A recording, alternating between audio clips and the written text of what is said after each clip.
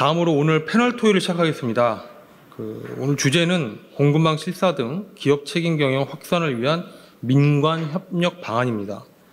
업계에서 공급망과 ESG와 관련된 경험을 갖고 계신 분들을 모시고 패널 토의를 진행하겠습니다. 이번 패널 토의에서는 한양대학교 경영학부의 이상현 교수님을 좌장으로 모셨습니다. 이 교수님은 경영전략, 기업가정신, 벤처, 동반성장 등 다양한 분야를 연구해 오셨습니다. 또한 앞서 발표하셨던 SKCNC의 최용국 매니저님과 풀무원의 김현수 팀장님을 토론자로 다시 모셨습니다. 그리고 한국 NCP 민관위원인 오지현 변호사님을 소개시켜드리겠습니다. 오 변호사님은 법무부 원의 파트너 변호사로 ESG 분야의 많은 사건을 담당했습니다. 또한 금년부터는 한국 NCP의 민관위원으로 새로 위촉이 되셨습니다. 다음으로 권성식 한국표준협회 ESG 경영센터장님을 모셨습니다.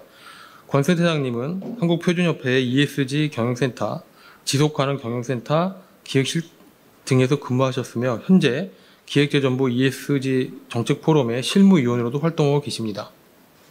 다음으로 김현민 대한상공회의소 공급망 ESG 지원팀장님을 모셨습니다. 김 센터장님은 대한상공회의소 지속가능 경영 팀장을 맡고 계시며 한국사회복지협의회 지역사회공헌 민정심사위원으로도 활동하고 계십니다. 자, 이제 좌장이신 이상현 교수님께 오늘 패널 토의 진행을 부탁드리겠습니다. 자, 시작하도록 하겠습니다. 방금 소개받은 한양대학교 이상면 교수라고 합니다. 오늘 왜 주제가 책임이라는 단어가 들어가 있어서 그런지요, 굉장히 분위기가 좀 무거운 것 같습니다. 뭐 다들 책임 다 하고 사시잖아요. 너무 새로운 주제는 아니니까 우리가 어떻게 이 책임을 또 이해할 것인지에 대한 것들 같이 논의해 보도록 하겠습니다. 좌장으로 제일 중요한 책임은 시간 관리라고 생각합니다. 그래서 저희들이 4시에 딱 마치도록 그렇게 할 거고요. 만약에 시간이 좀 허락된다 그러면 플로어에서 좀 질문을 좀 받았으면 하는 바람은 있습니다.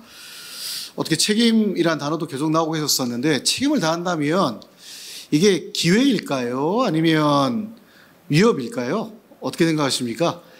그래서 우리가 책임을 다해 왔었었는데, 기업에 왔다온 책임들이라는 게 사실은 그게 안 됐을 때는 굉장히 리스크이겠지만 또 다른 측면에서 보면 굉장히 업사이드로서의 어퍼추니티가 될 수 있는 부분도 있을 거거든요. 그래서 우리 기업들이 그런 부분을 어떻게 활용할 것인지에 대한 것들로 이야기를 좀 많이 나눴으면 좋겠습니다. 책임 경영으로 되어 있지만 오늘 주제 우리 김동수 소장님 말씀해 주셨던 것처럼 ESG라고 되어 있는데, 아까 구호 발언하셨습니다. 그 ESG 안녕하십니까? 라는 것들 아마 많이 느끼실 것 같아요. 한 2, 3년 동안 굉장히 광풍을 불었다가 지금 조금 잦아드는 것 같은 느낌을 또 들고 있지만, 역으로 보면 그런 것도 이제는 그렇게 버즈월드로 떠드는 것들이 아니라 이제 기업 내부적으로 들어와서 실질적으로 실행하는 단계에 들어와 있는 것 같다는 게 제일 적절한 표현이 아닌가 싶습니다. 올해도 보면 우리 지속가능 경영과 관계는 직접적으로 되지는 않겠지만 그 CES에서 제일 크게 화두로 나왔던 게 AI 같은 건데요. AI도 보면 맨 마지막에 나왔던 그 결론적으로 나왔던 이야기는 그 좀 모순되지만 사라지는 AI, 스며든 미래라는 게 주제였습니다. 그래서 한참 막 떠드는 걸로 그런 것들이 아니라 실질적으로 어떻게 활용할 것인지에 단계가 들어갔던 것처럼 ESG나 이 책임 경영이라는 것도 더 이상 하나의 어떤 모토가 아니라 기업 내부에 들어와야 되는 과정에 들어와 있는데, 과연 이게 어느 정도까지 되어 있는지 그런 것들은 기업마다 조금 다 온도추가 좀 다를 것 같아서요. 그런 부분에 대해서 이야기를 좀 나눴으면 하는 바람입니다. 자, 그러면 먼저 패널 토론을 바로 시작하도록 하고요. 순서는 진행되어 있는 것처럼 세 분의 그 순서를 그냥 그대로 지키면서 가도록 하겠습니다. 시간은 맥시멈 한 10분 정도 드리도록 하고요. 10분 지나고 나면 어떤 페널티를 드리도록 할까요? 네. 그래서 10분 지켜주시기를 좀 부탁을 드리면서 먼저 오지현 변호사님께 마이크 드리도록 하겠습니다. 네, 안녕하십니까. 저는 한국 NCP 민간위원을 맡고 있는 오지현 변호사라고 합니다. 저는 이제 로펌에서 ESG 센터, 로펌 안에 있는 ESG 센터에서 이제 그 부센터장을 맡고 있고요. ESG와 관련된 업무들도 해오면서 또 NCP와라는 이제 그 OECD 산하의 그 국내 연락사무소에서 이제 NCP 위원 활동을 최근에 이제 시작을 했습니다. 오늘 주제와 관련해서 이제 사회자 교수님께서 말씀하신 것처럼 ESG라는 것은 이미 이제 위기일 수도 있고 기회일 수도 있습니다. 다만 이 부분에 있어서의 특정 대기업 내지 뭐 이렇게 기존 대형 기업 중심으로 아니면 글로벌 바이어들 중심으로 이해될 ESG가 아니라 이제는 이제 공급망 실사와 관련된 여러 가지 규제들이 생기다 보니까 이제 공급망 내에 있는 우리나라의 이제 중견 내지 중소기업들이 이제 좀 그 부분에 대해서는 많은 준비가 돼야 될 상황입니다. 이 부분에 있어서는 위기든지 기회든지 일정 부분 공급망 내의 기업 간의 컨센서스가 이제 마련돼야 될 것 같은데요. 그 부분에서 아직은 조금 현실적으로 저희도 이제 기업 컨설팅 업무를 조금 하다 보면은 좀 미흡한 부분들이 보입니다. 가령 혹시 좀 잠깐 제가 토론을 위해서 장표 하나만 이렇게 부탁드린 게 있는데요. 네, 이거는 저희 특정 섬유 업체에서 중소기업인데요. 이제 중소기업에서 바이어로부터 요구받은 letter of guarantee 해서 이제 보장 확약서 같은 겁니다. 그래서 그 내용을 보시면은 UFLPA라는 이제 법을 이제 언제부터 시행되는 법을 준수해야 된다. 하지 않으면은 뭐 페널티도 받을 수 있고 여러 가지 거래 거절이라든지 이런 페널티를 받을 수 있다라는 내용이 나와 있는데 사실은 이제 이걸 중소기업에서 받았다고 한번 생각을 해보시면은 중소기업에서 이런 영문으로 된 문서를 누가 어떤 업무를 담당하시는 분께서 이거를 정확하게 이해하고 해석하고 또 리스크를 판단하실지 일반적인 계약 검토를 통해서 이게 이루어질 수 있는 사안인지 사실 조금 좀 의문입니다. 사실 이제 이런 부분이 특히나 UFLPA라는 약자로 되어 있는 이 법이 과연 어떤 취지의 법인지 법 내용이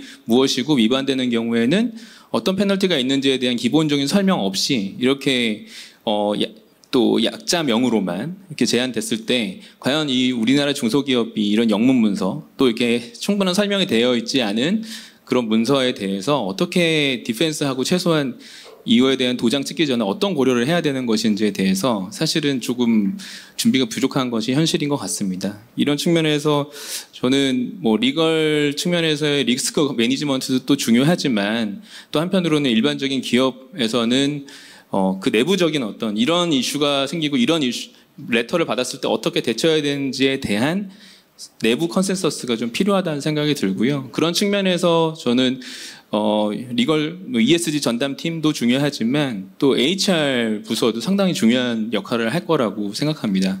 그래서 기업 조직 문화라든지 또 여러 가지 그 ESG와 관련된 소프트웨어에 해당하는 그런 부분의 변화가 필요하지 않을까 생각이 들었습니다. 또 하나 또 이제 제가 주어진 시간 내에서 말씀드리고 싶은 부분은 이제 데이터 주권에 관련된 부분입니다. 이 부분은 이제 앞으로 오늘도 이제 발제하는 과정에서 김동수 소장님께서 말씀해 주신 것처럼 이런 데이터들이 결국은 이제 ESG와 관련된 경우는 결국 이제 데이터입니다. 그러면 데이터를 외부 업체 내지 우리나라의 그 역외에 없는 글로벌 바이어들이 이 데이터를 제공받고 싶어 하는데 이 데이터를 어떻게 제공할 것인지 과연 거기에 대한 그 신빙성이나 객관성을 어떻게 보장하고 누가 보장할 것인지 이런 부분에 대해서는 사실 아직 뭐 표준 협회에 나오셨지만 아직 표준화되어 있는 정보가 있는 것도 아니고 여러 가지 현실적으로 어려운 부분이 있습니다. 이런 부분 때문에 뭐 비견 예를 들자면 일본에서는 작년부터 이제 프로젝트 우라노스라고 해서 이런 ESG 정보와 관련된 부분들을 정보와 또 주요 기업들이 이니셔티브를 만들어 가지고 이 디지털 정보를 표준화하고 또 자기네들 직접 관리하는 그런 시스템을 플랫폼을 만들고자 시작을 했습니다. 그에 비했을 때 또 저희 우리나라 같이 이제 글로벌 공급망 수출을 이제 고려하지 않을 수 없는 글로벌 기업들 상대해야 되는 우리 기업들도 이러한 ESG 데이터에 대한 부분, 관리에 대한 부분이 니즈가 좀 상당히 클 것 같고요. 이런 측면에서의 우리나라 그 ESG 기업들의 정보를 관리하는 어떤 플랫폼이 필요할 것으로 보입니다. 그래서 그 데이터 주권에 관련된 부분들 때문에 지금 유럽 같은 경우는 민간 회사들이 많이 그런 ESG 데이터를 본인들이 관리하겠다. 고객들이 객관성을 담보할 수 있다고 하면서 여러 플랫폼들이 나오고 있는데요. 근데 이제 저희가 거기에만 뭐 의존하거나 할 수는 없기 때문에 좀 독자적인 플랫폼 개발이 필요하다라는 생각이 듭니다. 마지막으로 이제 NCP 위원 자격으로 나왔다 보니까 이제 NCP와 관련해서 간단히 그 말씀을 드리고자 합니다. 그 NCP라는 것이 OECD 그 가이드라인 for 뭐 RBC라고 해서 이제 기업 책임 경영과 관련된 그 가이드라인이 연성 규범으로 존재하고 있습니다. 상당히 오랜 시간 동안 디벨롭 되어 왔고 최근에 사실 USDDD 같은 그러니까 UN 실사 관련된 디렉티브 같은 경우도 그 프로토가 되는 규범이 사실 OECD 가이드라인이라고 할 것입니다. 그 OECD 가이드라인에 이제 앞으로 이제 뭐 이미 시행돼 왔지만 또 이제 CSDDD도 곧 시행될 예정이기 때문에 이런 규범이 시행될 때 어떤 변화가 있을 것인가, 어떤 리스크가 있을 것인가에 대해서는 한번 기존에 축적되어 있던 NCP 사례를 통해서 한번 프로젝션 해볼 수 있을 거라는 생각이 듭니다. 기업들 입장에서도 그런 측면에서 NCP와 관련된 지금까지 있었던 일들, 또 케이스들을 한번 그 관점에서 한번 분석해 볼 필요가 있지 않을까 하는 생각이 듭니다. 네, 일단 저의 토론은 여기서 마치도록 하겠습니다. 감사합니다. 예, 감사합니다. 세 가지 뭐 핵심 포인트 주셨는데요. 아마 다 연결되는 부분의 이야기인 것 같습니다. 뭐 특히 공급망 관련돼서 기업들 간의 컨센서스를 어떻게 가져갈 것인지에 대한 부분들은 또 데이터하고도 관련된 부분들이라서 그 부분은 사실은 우리 그 산자부에서 KSG에 대한 것들 가이드를 한번 만들어 주셨던 것처럼 그런 것들 우리 김동 소장도 말씀을 주셨었는데 그 국가 공공 뭐 ESG 플랫폼이 됐든 그런 쪽의 고민을 이제 본격적으로 좀 시행할 때가 되지 않나라는 생각도 들었습니다. 자, 다음은 우리 권성식 센터장님께 마이크 드리도록 하겠습니다. 네, 저는 한국표준협회 ESG 경영센터장 권성식이라고 합니다. 네, 먼저 그 앞서 발표해 주신 김동수 소장님과 최용국 매니저님 그리고 김현수 팀장님께 좋은 발표를 들을 수 있어서 감사드립니다. 저는 그 앞서 말씀하신 그 세 가지 발표 자료와 그리고 오늘 패널 토의 주제인 그 공급망 실사 등 기업 책임 경영 확산을 위한 민관 협력 방안을 위해서 어떻게 하면 좋을지에 대해서 좀 보완적인 의견을 드리도록 하겠습니다. 왜냐하면 제가 지금 처음 준비해온 내용이 있었는데 지금 이미 그 앞서 발표 자료에서 많이 다뤄진 것 같아서 거기서 추가적으로 그냥 보완하는 형태로 이제 말씀드리도록 하겠습니다. 우선 첫 번째는 그 앞으로의 그 공급망 실사 그리고 특히 이제 서스테이너빌리티와 관련된 이 실사에서는 가장 중요한 것이 바로 업종별 대응이라고 저는 생각을 합니다. 앞서 김동수 소장님께서도 말씀하셨는데 이 업종별 대응에 대한 중요성이 점차 강화되고 있고요. 특히나 그 앞서 EU 시장에 대해서만 사실 얘기하셨지만 실제로 우리나라가 EU뿐만이 아니라 북미 시장에도 많이 이제 수출하고 있는데 사실 인플레이션 감축법 같은 경우에는 서스테이너빌리티와 관련된 법안은 아니지만 실제 그 내용을 살펴보면 결국은 그것도 산업별, 업종별 그 자국 산업의 경쟁력에 대한 부분을 다루고 있거든요. 그런데 큰 틀에서 봤을 때 사실 그 서스테이너빌리티 관련된 이 공급망 실사가 결국은 그 자국 산업의 경쟁력에 대한 부분과 많이 연계가 되어 있습니다. 따라서 결국은 우리나라 그 산업의 또는 업종의 그 경쟁력 강화를 위해서 어떻게 이거를 대응할 것인지로 접근하는 게 큰 틀에서 맞지 않을까. 특히 산업부 차원에서는 그런 부분이 더 중요하지 않을까 저는 생각을 합니다. 그래서 이제 예를 들어서 말씀을 드리면 아주 과거에도 그렇고 오랫동안 전기전자 업종에서는 RBA라고 하는 이니셔티브가 매우 중요한 그 공급망 실사의 이슈였고요. 이러한 것들이 지금은 서스테이너빌리티 실사랑 맞물려서 이제 같이 확대되고는 있지만 그 RBA뿐만 아니라 각 업종별 다른 이니셔티브들도 점차 중요해지고 있거든요. 예를 들면 자동차 업종에서는 드라이브 서스테이너빌리티라고 하는 이니셔티브가 매우 중요하게 여겨지고 있고 실제로 그걸 바탕으로 해서 에코바디스라든지 또는 그 에코바디스 외에도 그 드라이브 서스테이너빌리티를 바탕으로 한 서플라이어 어슈런스라고 하는 어슈런스 서플라이어라고 하는 이제 그 평가 기관들이 SQA라고 하는 5.0 그 평가 지표를 만들어 가지고 평가를 하고 있습니다. 그래서 이러한 실질적으로 기업들이 공급망 실사를 대응하는 데 있어서 그러면 무엇이 중요한가라고 봤을 때 물론 이제 규제도 중요하고 이제 법규도 중요하지만 실제로 그 평가를 받는 그 기업의 입장에서 봤을 때는 결국은 그 평가 지표들이 중요하거든요. 그런데 그런 평가 지표들이 보면은 결국은 업종별 이니셔티브를 중심으로 만들어지고 있더라라고 보시면 될 것 같습니다. 그래서 이런 업종별 이니셔티브를 어떻게 대응할 것인지에 대해서 이제 각 우리나라 이제 그 업종별 기업들이 특히 대표되는 기업들이 좀 모여서 함께 이게 이제 경쟁사이기는 하지만 자국 산업의 경쟁력 향상 차원에서 모여가지고 좀 같이 논의할 필요가 있고 이 과정에서 그렇기 때문에 정부의 지원이 필요하다. 왜냐하면 이게 각 기업에 대한 사실은 그 지원이라고 하면 사실 정부의 지원이 들어가는 게 의미가 없지만 이게 이제 자국 산업의 경쟁력 차원에서 바라보기 때문에 정부 지원의 역할이 필요하다고 저는 생각을 하고 있습니다.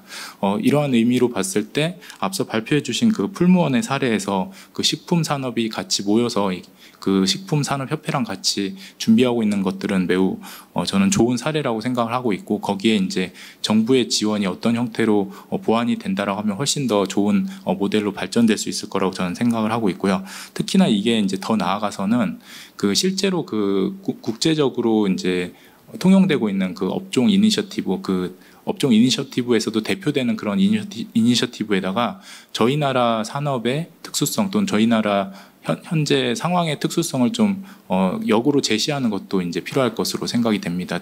저희는 이제 항상 만들어진 평가 기준에 맞춰서 대응하는데 이제 급급했는데 실제로는 평가 지표도 매년 개정을 하고 있거든요. 그러한 개정되는 평가 지표의 그런 개정 체계 안에서 우리는 이런 생각을 가지고 있다라고 우리나라의 대표되는 업종 그 기업들이 모여서 의견을 만들고 정부와 함께 의견을 만들고 그런 것들을 협회랑 같이 해서 이제 해당 그 글로벌 이니셔티브에 제안하는 것도 저는 필요하다고 생각을 하고 있습니다.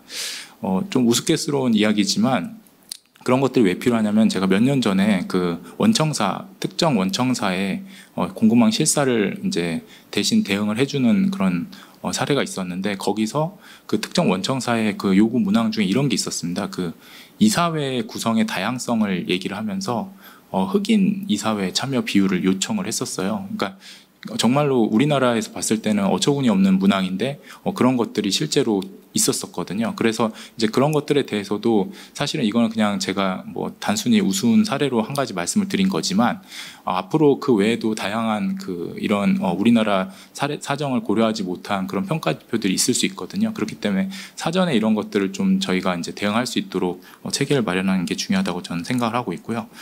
두 번째로는 그 사회 전체 효율성을 높이는 게 저는 중요하다고 생각합니다. 이게 ESG가 너무나 ESG 또는 이제 서스테이너빌리티가 이제 포괄하고 있는 그 범위가 너무나 넓다 보니까 이걸가 뭐 새로 갑자기 생겨난 규제라고 생각하고 대응하다 보면은 중복되는 것들이 너무 많습니다. 예를 들면 뭐 환경과 관련해서는 이미 온실가스 목표관리제라든지 배출권 거래제처럼 국내 환경부에서 이제 IPCC 기준에 의거해서 만들어진 좋은 제도가 있는데도 불구하고 별개의 방식으로 또 그거를 이제 검증하고 또는 인증하는 형태의 그런 제도들이 생겨날 수 있습니다. 그런 것들이 사실은 어떻게 보면 중복적인 문제라고 생각되거든요. 기업 입장에서는 검증을 중복으로 받아야 되는 이슈가 생길 수도 있고 그렇기 때문에 사회 전체 효율성을 높이기 위해서 기존의 ESG 커버리지가 넓기 때문에 기존에 이미 잘 운영되고 있는 제도들을 잘 모아서 그거를 글로벌 그 기준 스탠다드에 맞춰가지고 뭐 바운더리 설정이라든지 또는 뭐 기준 설정 같은 것들 조금 더 다시 국제 표준화에 맞춘다든지 그런 활동들을 통해서 좀 더 ESG 대응을 체계적으로 하는 게 낫지 않을까라는 생각을 하고 있습니다. 이런 차원에서 그 아까 김동수 소장님이 말씀하신 국가 차원의 공공 데이터 플랫폼은 저는 매우 필요하다고 생각을 합니다. 왜냐하면 그 환경정보 공개 데이터 같은 경우에 이미 환경부에서 지금 운영을 하고 있지만 사실은 그 데이터의 릴라이어빌리티 차원에서 봤을 때는 기존의 목표관리제라든지 배출권 거래제에 비해서는 많이 부족한 게 사실이거든요. 그래서 이제 그런 것들을 좀 더 보완할 수 있는 체계로 좀 더 공공 데이터 플랫폼이 확장 운영되면 좋겠다. 특히 데이터의 그런 신뢰성을 보장하는 차원을 정부 쪽에서 많이 지원해 준다라고 하면 이게 실제로 기업하게도 많은 도움을 줄 것이고 해외 이제 공급망 실사 대응에도 많은 역할을 할 것이다라고 저는 생각합니다. 마지막으로는 이제 뭐 항상 하는 이야기이긴 한데 결국은 이제 실행이 중요합니다. 이제 기업 기업에 계신 분들이 이제 사실 이런 여러 가지 제도가 나올 때마다 특히나 이제 공시에 대한 의무화라든지 또는 공고망 실사 의무화에 따라서 항상 그 규정에 대해서 대응하는 부분에 많이 급급하기는 한데 사실은 이 부분이 실제로 실행되지 않으면은 모든 걸 대응하기가 어렵거든요. 그리고 그 실행을 위한 사실 표준들은 또 따로 있습니다. 저희가 맨날 ISSB라든지 KSSB라든지 또는 검증과 관련된 가이드라인이나 이런 것들에 많이 이제 집중을 하고는 있는데 실제로는 OECD 가이드라인이라든지 또는 지금 오늘 이야기하고 있는 이런 기업 책임 경영과 관련된 가이드라인 또는 UN 기업가인권 이행 원칙 같은 UN GPS에서 얘기하고 있는 그런 인권과 관련된 기업의 행동 원칙이라든지 그런 사례들 같은 것들이 실제로는 기업 경영을 하는 데 있어서 정말로 필요한 실행 가이드라인들이거든요. 그리고 만들어진 지는 오래되긴 했지만 2010년도에 나왔던 ISO 26000 과 관련된 사회적 책임과 관련된 그런 표준들, 그런 국제 표준들도 역시 실행을 위한 가이드라인들인데 표준들인데 그런 것들이 실제 기업 경영을 하는 데 있어서 오히려 더 필요한 것들이 아닐까라고 저는 생각을 합니다. 그래서 오늘 이러한 자리를 빌어서 다시 한번 OECD 가이드라인의 중요성을 이렇게 말할 수 있어서 저 역시도 매우 감사하게 생각을 하고 있고요. 특히나 이제 작년도에 OECD 가이드라인이 23년도에 이제 개정이 됐습니다. 오랜만에 개정이 됐고 그 개정 내용을 살펴보면은 기후 변화 기존에는 OECD 가이드라인이 이제 인권 노동 관행이 중심이 돼가지고 이제 리스크 기업의 공급망 내에서의 리스크 분석을 이제 중점으로 했다라면 변경된 이제 가이드라인에서는 이제 기후 변화에 대한 부분 그리고 이제 생물 다양성 TNFD에 대한 부분이 이제 추가라고 명시가 되었고 사실은 이런 부분들이 결국 그 앞서 말씀하셨던 그 이후에 이제 CSDDD의 최종안에 또 반영이 된 거거든요. 초안에는 없었던 그런 기후 변화에 대한 부분들이라든지 또는 그 생물 다양성에 대한 부분들이 결국 OECD 가이드라인에 대한 부분들이 들어오면서 작년도에 들어오면서 이렇게 반영이 된 것이다. 그렇기 때문에 이러한 OECD 가이드라인 같은 또는 UN GPS와 같은 실제 그 유엔의 그런 실행 가이드라인들을 직접 살펴보면서 그리고 또 이런 것들을 확산하는 역할을 또 정부가 좀 많이 지원해 주시면 좋을 것 같습니다. 네, 이상으로 마치겠습니다. 예, 감사합니다, 센터장님. 아마 기억하시겠지만 우리 최우석 실장님 말씀하실 때 품목별 맞춤 지원이라는 표현을 쓰셨거든요. 그래서 그런 부분의 맥락들이 지금 아마 정부에서도 그 산업별로 맞춰가지고 여러 가지 대응을 같이 해주시는 것 같아서요. 정부의 역할도 좀 더 많이 기대해 보도록 하겠습니다. 너무나 잘 아시겠지만 우리 ESG 전반적인 부분들이 이니시에이티는 어쨌든 뭐 RMA에 대했든 민간에서 시작했지만 이게 폭증하고 그 다음에 제도화 되는 과정에 있어서는 역시 법제화와 정부 역할을 빼놓고는 생각할 수 없는 부분들이지 않습니까? 사실 뭐 우리 KSG 같은 경우도 보면 지금 딱 이야기하셨던 것처럼 이사회 다양성이나 아니면 뭐 사회이사 연한이나 이런 것들이 그 해외 이 인증기관도 요구하는 것과 국내의 어떤 프랙티스랑 차이점이 있는데 그런 부분들은 사실 개별 기업이 대응하기는 쉽지가 않은 부분들인 것 같습니다. 그래서 그런 부분들에 대해서 어떻게 정부와 같이 발을 맞출 수 있을지에 대한 고민도 좀 같이 해주시면 하는 바람입니다. 자, 우리 다음은 김현민 센터장님께 마이크 드리도록 하겠습니다.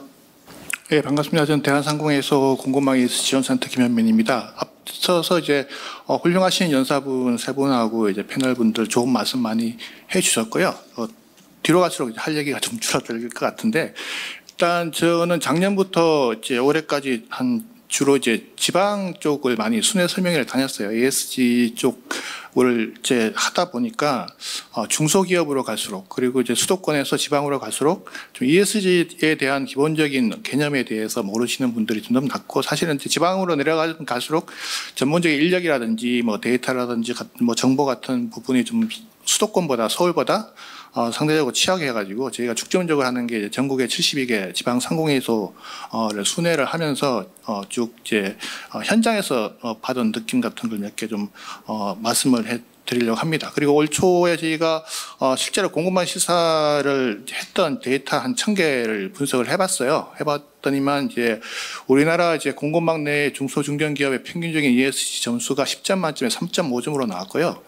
그 중에 이 분야가 이제 2점대였고 그 중에 제일 잘하는 게 S 분야가 보통 한 5점 정도 나름 이제 잘 하고 있는데 왜 그런지 보니까 이쪽은 사실은 이제 모호한 게 많아요. 그러니까 스코프 3에 대한 개념이라든지 온실가스 측정에 대한 어떤 디테일한 테크니컬한 기술이라든지 그게 어떤 비용이 동반되고 아직까지 모호한 부분이 많고 그래서 좀 중소기업들로서는 여전히 좀 극복하기 어려운 주제지만 반대로 S 분야는 사실은 이제 법으로 규제하는 게 많단 말이에요. 중대재해처벌법이라든지 뭐 성희롱법 예방법이라든지 직장 내 괴롭힘 방지법 같은 법률도 규제를 하기 때문에 오히려 기업들은 열심히 S 분야는 잘 하고 있어요. 하고 있다는 부분이 들지만 이제 아무래도 이 분야는 이제 좀 여전히 아직까지 힘들다. 그리고 비용도 수반이 되는 부분이라서 그런 부분에 대해서는 좀 많이 좀 인식을 이미 정부 기관에서도 많이 알고 있고 뭐 산업부에서도 예공단 통해서 많은 이제 정책 자금을 지원을 해주고 있는데 일단 오늘 제가 맡은 부분에서 크게 한 3가지로 말씀을 드릴게요. 일단 뭐 공급망 쪽 관련된 사례 2가지, 그리고 EU 현지에서 지금 어떻게 진행되고 있는지 뭐 제가 건너서 들은 얘기 한 군데 하고 이제 마지막에 오늘도 산업부 오셨으니까 이제 정책 지원으로 마무리를 할 건데 첫 번째 사례 공급망 쪽으로 이제 그 우리나라 유명한 백화점 L 백화점이 있습니다. L 백화점 ES 담당자는 작년에 한번 신문 미팅 때 만났는데 하소연을 하더라고요. 그 L 백화점을 새로 오픈해야 되는데 그 샤넬이라는 브랜드를 꼭 유치를 해야 된다. 해서 샤넬 담당자를 만나봤답니다. 해서 샤넬 쪽에서 요구하는 게 뭐 딴 건 필요 없고 그 L 백화점이 그 아리백에 가입을 해라. 그 조건을 먼저 우선시 했다고 하더라고요. 아리백 가입하는 걸 먼저 이제 조건으로 내세웠다는 얘기가 있고 어차피 그쪽도 샤넬이 유럽 쪽 기업이니까 그런 분위기가 하나 있고요. 최근에 뭐 샤넬 얘기 나왔으니까 좀 정치 이슈화돼서 모르시는 분은 없을 거예요. 디올백. 이라는 것을 아실 건데 최근에 밀라노 검찰이 이제 디올백에 대한 공급망 실사의 인권 이슈를 한번 적발을 해서 지금 현장 지금 이제 검찰 조사를 지금 진행 중인 줄 알고 있는데 그 백그라운드는 어떻게 되냐면 쉽게 말하면 이제 유럽 내 백화점에서 디올백 하나에 380만 원에 팔립니다. 매장에서. 그런데 이제 그 1차 협력 사이인지 2차인지까지는 모르겠는데 밀라노 내에 조그마한 중국인 타운이 있대요. 중국인 타운이 있는데 뭐 어떤 경로로 유입이 됐는지 불법인지는 모르겠지만 중국인 노동자들이 이제 하나의 타운을 형성하고 그쪽에서 이제 하루 24시간 그리고 뭐 이제 좀 강제 노동 비슷하게 이제 일을 한다는 게 나왔는데 문제는 이제 디올백이 그 밀라노에 있는 공급망한테 납품받는 가격이 개당 8만 원이랍니다. 그러니까 380만 원짜리 디올백이 자기네들한테 들어오는 납품가 단가는 8만 원이라는 거니까 이건 뭔가 누가 봐도 이제 비정상적인, 그러니까 뭐 제대로 된 임금 체불이라든지 뭐 어떤 상당히 또 그 작업장도 열악한 조건이라고 하거든요. 그래서 이게 가장 좀 최근에 알려진 대표적인 공급망 인권 사례 쪽으로 좀 적발된 사례고요. 이제 조만간 우리나라도 이제 사실은 안전지대는 아니에요. 주로 해외 공급망 쪽으로도 많이 나가 있지 않습니까? 국내 인건비가 비싸가지고 아마 뭐 캄보디아, 미얀마, 라오스 그쪽으로 많이 가고 있는데 이제 제일 취약한 부분이 이제 특히 봉제나 섬유 같은 쪽이 이제 주로 이제 여성 근로자들 많이 쓰고 하다 보니까 뭐 성희롱 문제도 생길 수도 있고 뭐 임금 체불이라든지 또 사회적인 약자지 않습니까? 그리고 EU에서 가장 금기시하는 게 아동 노동하고 강제 노동 2가지 이슈에 대해서 상당히 엄격하게 보고 있는데 오늘 주제가 NCP라면 결국 인권 쪽으로 다 이제 오리엔티드 되어 있는 부분에 대해서 우리 기업들이 좀 조심하자는 취지로 이제 NCP가 좀 나온 걸로 알고 있는데요. 일단 앞선 사례 2가지에서 보면은 다 인권도 이제 공급망 실사 또 영향을 받게 된다. 나만 잘해서 되는 게 아니라 나와 관계된 티어 1, 2, 3에 있는 모두 이제 고공화 줄기 엮듯이 모든 인권하고 환경에 대한 관리 감독을 잘 하라는 얘기거든요. 이게 뭐 반드시 징벌적으로 너네들 얘기 안 하면 처벌을 하겠다는 얘기가 아니고 우리가 건강검진 받아서 뭐 고혈압이나 고혈당 나오면 이게 한 가지 좀 어떤 시그널이잖아요. 이렇게 오랫동안 방치해 두면 뭐 건강에 위험하니까 잠재적인 리스크를 스스로 관리하고 뭐 살을 빼든 뭐 운동을 하든 뭐 그렇게 조심하라는 취지로 나온 게 공급망 실사법의 원래 취지입니다. 취지인데 이제 너무 또 좀 세게 뭐 또 접근하는 부분에서는 뭐 과징금 5%까지 때리고 어쩌고저쩌고 하고 있는데 저희가 최근에 이제 독일 프랑크푸르트에도 대한상의 사무소가 하나 생겼어요. 그쪽에 나가 있는 소장한테 살짝 뭐 얘기를 건너 들어보니까 독일 공급망 실사법 아까 김동수 소장님 유럽에 최초로 이제 시작했는데 막상 뚜껑을 열어보니까 이제 독일 현지에 있는 상공회수 회장님 같은 분이신데 밑에 공급망이 한 130개 정도 있다고 합니다. 똑같은 고민을 하더라고요. 130개 되는 협력사들 관리를 어떻게 다 할 수 있느냐.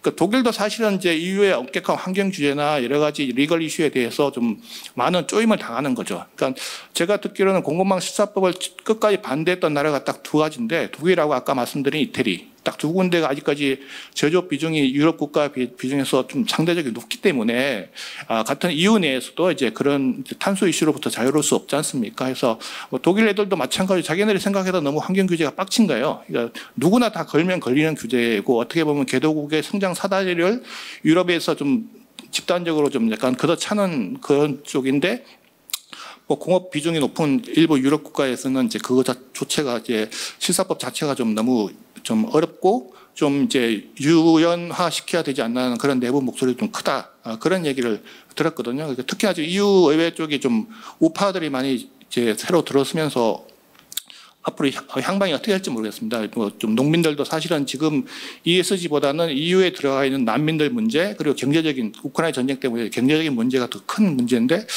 사실 뭐 잘 먹고 잘 살 때 ESG지만 지금은 좀 약간 경기가 안 좋고 좀 뭐 내부적인 어떤 난민들 문제가 더 시급한 부분이라서 어떻게 뭐 흘러갈지는 모르겠지만 일단 기본적인 법제화되는 조짐은 이제 변동이 없고 거기에 대해서 우리 기업들도 대비를 해야 된다는 사실은 불변입니다. 어떻게든 가야 되고요. 국내에서도 지금 금융위에서 2028년 언저리에 이제 ESG 공시 의무화를 지금 할 이제 계획을 갖고 있는 걸로 알고 있습니다. 2028년, 2029년에 이제 ESG 공시 의무화를 해야 된다는데 결국 지속 가능 경영 보고서를 써야 된다는 얘기가 되거든요. 그래서 마지막으로 제가 드리고 싶은 정책 지원까지는 아니고 산업부 때 좀 드리고 싶은 말씀은 어쨌든 간에 오늘 이제 세미나를 주관한 부분이 이제 해외 투자가란 말이에요. 결국 ESG가 처음에는 착한 기업들에 대한 어떤 가이드라인에서 지금 최근에는 통상 규범화, 비관세 장벽으로 지금 치닫고 있습니다. 시밤이라고 하는 그 탄소세도 마찬가지고. 그래서 결과적으로는 이제 이런 문제가 생기는 거예요. 이제 흔히 말하면 이제 뭐 토플 뭐 100점 맞고 토익 900점 맞는다고 해서 반드시 영어를 유창하게 잘 하는 건 아니잖아요. 물론 뭐 잘할 가능성은 크지만 반대로 어쨌든 간에 좋은 대학, 미국의 아이비리그 가려면 요구하는 게 글로벌에서 요구하는 게 토플 아니면 뭐 토익 성적을 요구를 하겠죠. 마찬가지입니다. EU로 수출하든 미국으로 수출하든 우리 기업들이 결과적으로 비재무 공시에 대해서 좋은 점수를 받으려면 ES 점수에 신경을 써야 되고 뭐 컨설팅을 받든 이제 교육을 받든 그건 이제 과정적인 문제고 제일 중요한 건 제가 보기에는 이제 ESG 경영의 내재화입니다. 내재화. 하나의 습관처럼 굳어서 뭐 불을 끄고 퇴근을 하든 뭘 하든 작은 것부터 실천할 수 있는 부분부터 실천하는 게 중요한데 일단 그렇게 하기 위해서는 이제 몇 가지 좀 필요한 게 있습니다. 산업부 쪽에서도 좀 신경을 쓰셔야 될 게 있는데 아까 말씀드린 이제 패널 분들이나 연사분들이 공유 말씀드린 이제 그 ESG 데이터 플랫폼, 공급망 내에 이제 산업계 데이터 플랫폼이 꼭 필요하고요.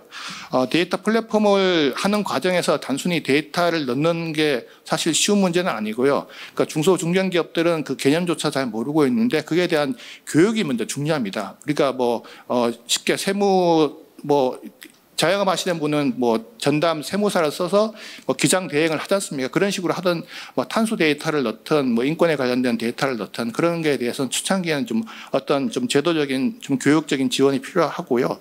현재 좀 걸리고 있는 게 공정거래법 45조하고 하도급 18조라고 있습니다. 이제 원청사가 하청사들한테 데이터 요구할 때 이런 이제 경영 간섭 이슈가 생길 수가 있어요. 생길 수가 있기 때문에 가장 큰 건 이제 예를 들어서 뭐 원가 정보를 공개하라.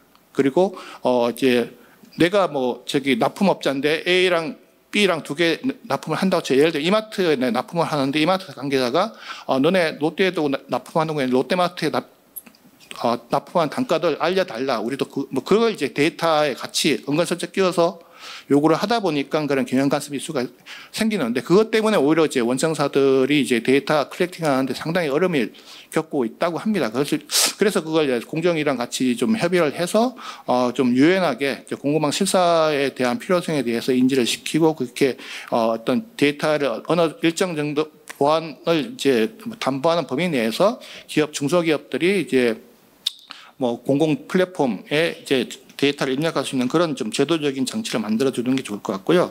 두 번째는 이제 그 결과적으로 이제 2028년 이후부터 이제 그 지속 가능 경영 보고서를 써야 되는데 아시다시피 대기업들은 인력 들고 이게 보통 일이 아니거든요. 근데 중소 중견 기업들이 이제 그럴 돈도 없거니와 좀 상당히 쓰기 힘듭니다. 그래서 뭐 이제 뭐 국가 차원이든 아니면 상위 차원이든 이제 중소중견기업에 맞는 어떤 우리도 파워포인트 템플릿을 뭐 보급을 하지 않습니까? 하던 것처럼 이제 중소중견기업에 맞는 지속가능 경영 보고서 템플릿을 만들어서 보급하는 것부터 해가지고 또 ISO 인증을 받는데 또 중소기업에 대해서 좀 비용을 좀 서포트 해준다거나 그런 좀 방법을 좀 정책 자금에서 좀 지원을 해주십사 하는 거고 아까 마지막으로 이제 권성식 센터장님 좋은 말씀하셨는데. 우리들 이런 이니셔티브가 필요한 것 같아요. 이제 가장 적극적으로 움직이고 있는 게 지금 제 조선 쪽입니다. 그 대우조선 해양 쪽 포함해서 우리나라 조선 기업들이 세계 탑이지 않습니까? 해서 그런 똑같은 이제 글로벌 이니셔티브를 조선 해양업계부터 먼저 시작하자는 움직임이 올 초부터 쭉 있어 왔고요. 마찬가지로 이제 K푸드 지금 상당히 이제 미국에서 냉동김밥이 이제 비건 푸드로 인기 많고 이제 K팝, K드라마 때문에 이제 동남아에서도 K푸드가 상당히 높은데 차라리 그냥 우리 자체의 어떤 이니셔티브를 만들어서 K 이니셔티브로 해가지고 우리 나름대로 어떤 좀 글로벌 시장 장악을 좀 용이하게 할 수 있는 그런 제도적인 장치도 마련하는 게 좋지 않을까 말씀드리고 말씀을 마치겠습니다. 예, 감사합니다. 아주 중요한 키워드 말씀해 주셨는데요. 결국 이게 어떻게 이제 내재화를 해서 기업에 실질적으로 적용될 것인지에 대한 고민들이 본격적으로 돼야 될 시점 아닌가 생각이 듭니다. 또 보면 우리 그 김 소장님께서 말씀해 주셨던 것처럼 스콥 3에 대한 부분들이 넘어가면 결국은 중소기업, 중견기업으로 넘어가야 될 건데 그랬을 때 우리 행정 뭐 그런 일은 없겠지만 칸막이로 볼 때도 산자부 여기 산업부하고 같이 또 중소벤처기업부하고도 어떤 관계를 가지면서 이걸 그 실행해 나갈 것인지 그런 것도 좀 고민이 필요한 부분들이 아닐까라는 생각도 좀 들었습니다. 시간이 별로 남지는 않았었는데요. 않았는데 혹시 뭐 플로어에 질문 계시면 한 분 정도 받도록 하겠습니다. 뭐 잠깐 생각할 기회 드리도록 하고요. 그 중에 우리 그 풀몬에 제가 하나 질문을 좀 드리고 싶은 거는 아무래도 식품기업이니까 바로 그 수요자들하고 와닿는 일이 많을 건데 국내하고 해외도 매출 비중이 꽤 있는 걸로 알고 있는데요. 하면서 이 관련된 이슈로 해가지고 국내하고 해외하고 약간 다른 접근이나 다른 그런 그 평가 기준이나 아니면 요구 사항이 좀 있었던 경험도 있으신지 좀 궁금하거든요. 네, 지금 저희 같은 경우에는 실제 지금 국내 유통사들과 이제 해외 유통사들은 약간 다른 접근을 저희 쪽이 요구를 하고 있습니다. 저희가 이제 북미에 진출을 했는데 북미에 있는 이제 유통사들, 이제 월마트나 아니면 코스트코 여기에서 이제 저희 쪽에 요구하는 것들이 좀 세부적으로 저희 쪽에 요구를 하고 있고요. 예를 들면은 이제 스코어 1, 2, 3 이런 것들은 이제 기본적인 거고 이거 말고도 이제 너네 이제 트레이를 줄여라, 플라스틱 사용량을 훨씬 줄여라, 그런 것들에 대해 세부적으로까지도 저희 쪽에 좀 요구를 하고 있는 편이고요. 다만 이제 반면에 이제 국내 같은 경우에는 너네 이런 정보 있어? 라고 하는 정도로 물어보는 정도 수준으로 약간 지금 온도 차이가 분명히 있는 건 사실입니다. 그런데 이제 저희가 대응을 할 때는 실제로 미국 지사가 먼저 더 많은 데이터들을 요구하니까 미국부터 해야지라는 것보다 저희 같은 경우에는 이제 저 원 풀무원이라고 해서 이제 하나의 풀무원으로 하나의 정책을 통해서 대응을 한다라는 이제 방향성을 가지고 전사적으로 동일한 수준의 데이터를 관리를 하고 전사적으로 동일한 방향성으로 저희가 조금 운영을 한다라는 방향성으로 저희가 운영을 하고 있습니다. 감사합니다. 혹시 질문 계시면 제일 뒤에 한 분 계신데 마이크가 가능할까요? 어떻습니까? 네네네. 마이크 가니까 마이크 대고 좀 해주시면 좋을 것 같습니다. 질문을 좀 짧게 부탁드립니다. 네, 저는 시민단체인 국제민주연대에서 일하는 나현필 사무국장이라고 합니다. 먼저 민관합동 세미나인데 산업통상자원부도 그러시고 한국 NCP도 그러시고 기업 대상으로는 이렇게 좋은 행사 많이 열고 계신데 노동조합이랑 시민사회도 좀 초대해서 이런 행사를 해주십사라고 제가 작년에도 와서 말씀을 드렸는데 네, 좀 참조해서 해주시면 감사하겠습니다. 아까 너무 좋은 말씀 해주셔가지고요. 우리 중소기업들 많이 이렇게 어려움도 겪고 있고 법으로 확정된 거에 대해서는 실사 관련돼서도 어쨌든 그런 부분에 대해서 좀 정부가 명확하게 입장을 가져야 중소기업들도 해야 된다는 말씀 좋으셔서 지금 작년에 국회에서 한국에서도 이 한국 공급 실사법안이 발의가 됐다가 어쨌든 폐기가 됐고 이제 올해 국회에서도 다시 논의를 해야 될 텐데 한국에서 공급망 실사법안을 유럽처럼 만드는 거에 대해서는 어떻게 생각하고 계신지에 대해서 좀 의견을 꼭 듣고 싶습니다. 마치겠습니다. 예, 국내에 대한 이야기 주셨고요. 지금 처음에 모두에 말씀하셨던 것처럼 ESG가 기본적으로 다양한 이해 당사자를 반영하는 거기 때문에 그런 부분들은 저희들이 충분히 참조하도록 하겠습니다. 혹시 지금 국내에 대한 부분들 누가 답변해 주실 수 있을까요? 국내 법제와 동향 관련된 말씀이신 건가요? 어떻게 질문 어떻게 받아들이면 될까요?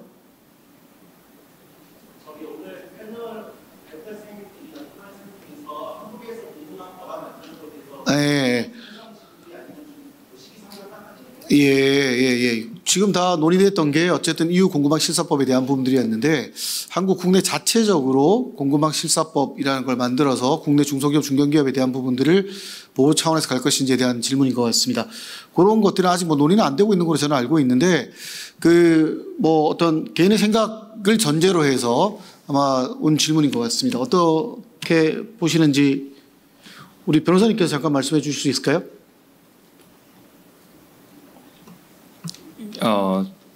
사실 그 입법안에 대해서 저도 조금 좀 멀리서 가면 부분이 있고요. 예, 그 외에도 사실 또 ESG 관련된 법안들이 발의됐다가 이제 폐기되었었습니다. 말씀하신 실사와 관련해서도 여러 고민이 있었던 걸로 알고 있고요.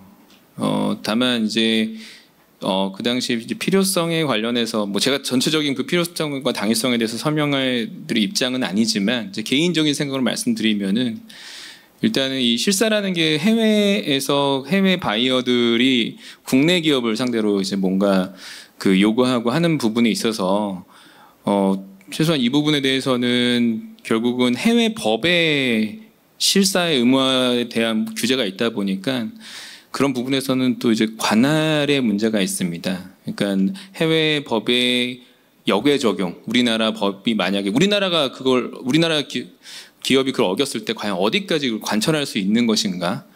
이런 부분에서는 사실은 또 우리나라 입장에서 우리 기업들을 상대로 했을 때는 또 한편으로는 이런 법이 만들어지고 실사 의무화 법이 만들어지고 또 그 법에 대해서 우리 기업들이 준수한다고 했을 때는 사실 어떤 항변이 가능하냐 하면은 국내법 항변이 가능합니다. 그러니까 해외에서 만약에 어떤 자기네 자국법을 어겼다라고 했을 때 거기에 대해서 아니다, 우리는 우리 국내법에 따른 실사 의무를 다 했다라고 하면은 그 부분에 대해서는 이제 어느 정도의 또 항변이 이루어질 수 있는 부분들이 있고 어떤 면에서는 또 관할의 어떤 대립이라고 하긴 그렇지만 어느 정도의 그 각자의 기준선들이 있습니다. 명확하지는 않지만 그런 부분 때문에 결국 입법이 좀 적극적으로 검토되었던 걸로 보이는데 물론 이제 또 회기가 바뀌었기 때문에 다시 시작해야 되는 입장이지만 또 당시에도 여야를 다 통합해가지고 이루어졌던 내용들이라서 이 부분은 이번 회기에서도 어떤 방식으로든지 또 진행되지 않을까 하는 생각이 듭니다. 네, 이상입니다. 네, 개인적 의견임을 꼭 참조해 주시기 바랍니다. 예. 자, 그러면 시간이 딱 한 3분 지났거든요. 3분 정도 지난 거는 그 좌장이 책임을 다했다고 봐주시는 거죠. 네, 그래서 오늘 그 민간 합동으로 해서요, 기업 책임 경영이라는 주제를 가지고 얘기를 나눴습니다. 참석해 주신 모든 분들께 감사의 말씀을 대신 전하도록 하고요. 이상으로 마치도록 하겠습니다. 감사합니다.